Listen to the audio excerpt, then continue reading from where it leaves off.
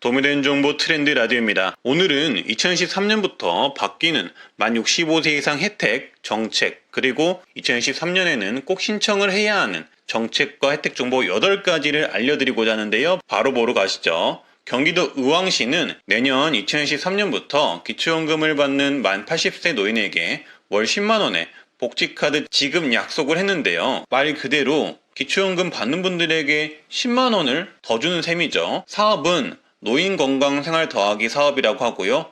보건복지부와 협의 중이라고 보도자료에 나오는데 정말 파격적인 정책이긴 합니다.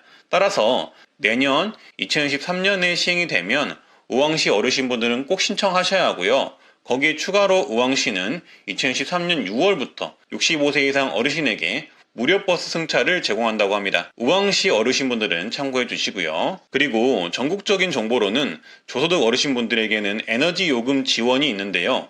요거는 아직 모르셔서 신청을 못하신 분들이 많더라고요. 보도자료에 따르면 저소득층 에너지 바우처 지원 단가가 또다시 인상이 되어서 가구당 평균 18만 5천원의 에너지 비용을 지원을 한다고 합니다. 따라서 1인 가구는 약 14만 8천원, 3인 가구는 27만 8천원, 4인 이상이면 약 37만원을 지원한다고 합니다. 이 지원금은 전기, 가스, 난방, 등유, LPG 연탄 등 구입에 사용할 수가 있고요.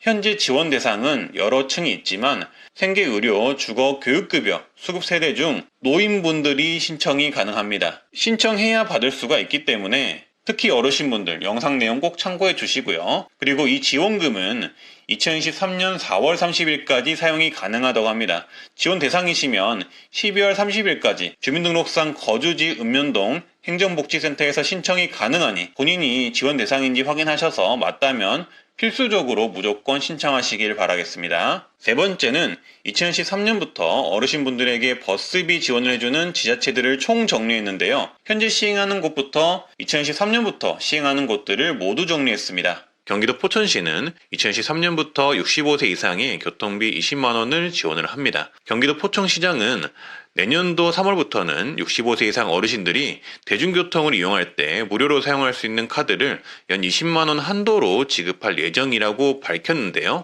1인당 연 20만원, 분기당 5만원 한도로 지원할 예정이며 선사용 후 지원 방식으로 카드를 먼저 쓰면 그 후 포천시에서 매월 교통비를 정산해 시에서 계좌로 교통비를 돌려주는 방식이 될 것이라고 합니다. 참고해 주시고요. 경기도 성남시 또한 내년부터 70세 이상 어르신의 연간 23만원의 버스 요금을 지원할 예정이라고 합니다. 성남시 어르신도 참고해 주세요. 그리고 만 65세 이상 어르신에게 2023년부터 또는 현재 버스비 등 교통비를 지원해주는 곳들을 모두 말씀드리겠습니다. 남양주시는 만 65세 이상 어르신에게 분기별로 3만원씩 12만원의 교통비를 지원합니다. 현재 시행 중이며 신분증과 G패스 카드를 지참해 관내의 농축협을 방문해 신청하면 됩니다. 안양시는 65세 이상 노인에게 연간 최대 16만원 교통비 지원을 추진을 합니다. 현재 추진 중인 내용이며 어르신들의 교통비 무상 지원 정책을 추진하기 위해 관련 지자체 법안을 준비 중이고요. 대략적으로 시행 시기는 내년 4월이 될 듯합니다. 안양시 어르신분들은 꼭 체크를 해두시고요. 총선구는 전 국민을 대상으로 무상 시내버스를 2023년부터 도입을 합니다. 참고해 주시고요. 그리고 경상북도 또한 2023년부터 만 70세 이상 노인을 대상으로 무료 시내버스 도입을 추진합니다. 시행이 되면은 경상북도 전체에 만 70세 이상 어르신분들이 혜택을 보는 것이기 때문에 엄청난 혜택이 될 듯합니다. 경북 전체에요. 대구시도 70세 이상 어르신 대중교통 무료화를 적극적으로 추진하고 있다고 합니다. 내년 6월부터 시행할 수 있도록 추진 중이라고 합니다. 대박이죠. 현재 노인분들에게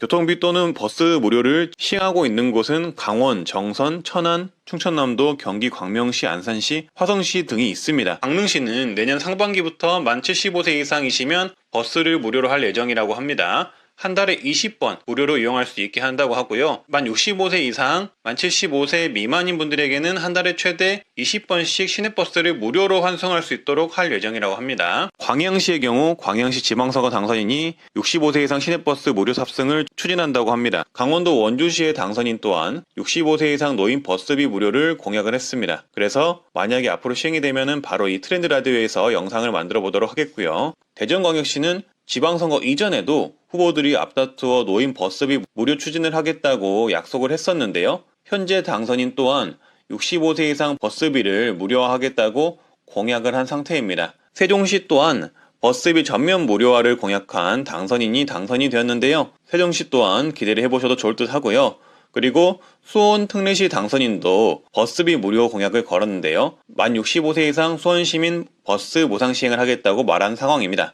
그리고 인천광역시 또한 당선인이 어르신 시내버스 무료 공약을 이야기를 했기 때문에 인천광역시 어르신들도 기대를 해보시면 좋을 듯 합니다. 울산광역시 또한 당선인이 65세 이상 어르신 시내버스 요금 전면 무료화를 하겠다고 발표를 한 상황이고요. 이번에 특례시가 된 창원의 경우도 만 65세 이상 어르신 시내버스 무료 이용 지원을 공약을 한 상황이라서 기대해보셔도 좋을 듯 합니다. 네 번째는 만 65세 이상 어르신이면 은행 ATM 기기 수수료가 무료인 거 아시죠? 근데 내가 쓰지 않는 타은행 ATM 기기에서도 출금이나 이체를 할 때 ATM 자동화기기 수수료가 무료입니다. 올해 6월부터 시행이 되었는데 아직 모르시는 분들이 많더라고요. 이 혜택은 따로 신청은 안 하셔도 되고요. 그리고 국민신한 하나 우리농협 기업은행을 쓰시는 분들이라면 혜택을 받을 수가 있습니다. 쉽게 말해 내가 쓰는 은행 ATM 자동화기기에서 출금 이체하면 수수료가 무료이고요. 그리고 추가로 내가 쓰는 은행이 주변에 없어서 가까운 다른 은행 ATM 기기를 이용해 출금이나 이체를 하시더라도 수수료가 무료라는 이야기입니다. 급하게 송금이나 출금해야 할 때 내가 쓰는 은행까지 가려면 다리 아파서 못 가고 다른 은행을 이용하는 경우가 있으실 텐데요. 그때 유용하게 쓰실 수 있겠네요. 단 영업시간 이내에만 무료라는 점 잊지 말아주시면 되겠습니다. 그리고 경남은행은 혜택이 약간 다른데요. 경남은행을 이용하는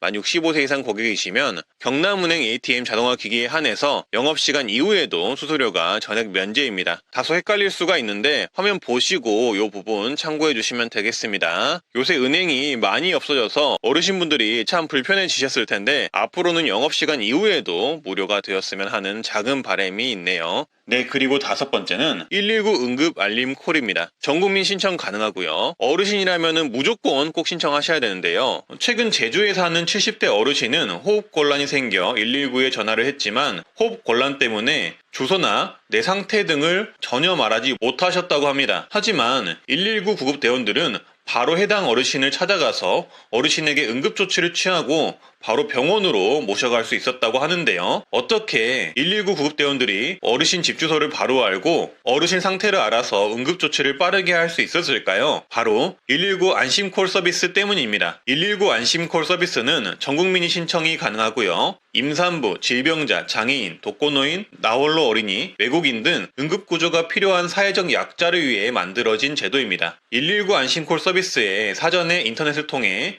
주소, 연락처 등 인적사항과 내 병명, 질병의 특성을 입력해두면 응급상황 발생 시 119에 전화만 해도 주소를 말하지 못해도 구급대원들이 출동을 하여 응급처치와 함께 병원 이송을 해준다고 하고요. 그리고 추가로 보호자 연락처를 남겨두면 구급대 출동과 동시에 보호자에게도 신고 접수 사실과 이송병원 정보가 문자 메시지로 전송이 된다고 합니다. 따라서 당뇨, 고혈압, 심장질환 등 지병을 가지고 계시는 분들이라면 정말 꼭 신청을 하셔야 하고요. 어르신 분들이라면 정말 무조건 신청을 해 두셔야 하는 제도입니다. 따라서 이 제도는 어르신뿐만 아니라 가족분들도 아시면 정말 좋고요. 전국민 신청이 가능하기 때문에 필요하신 분들은 신청해 두시면 좋습니다. 따라서 이렇게 최근 각 소방서 측에서 이런 119 안심콜 서비스를 계속 홍보하고 있는 상황입니다. 신청은 본인이 직접 인터넷을 통해서 신청을 하셔도 되고요.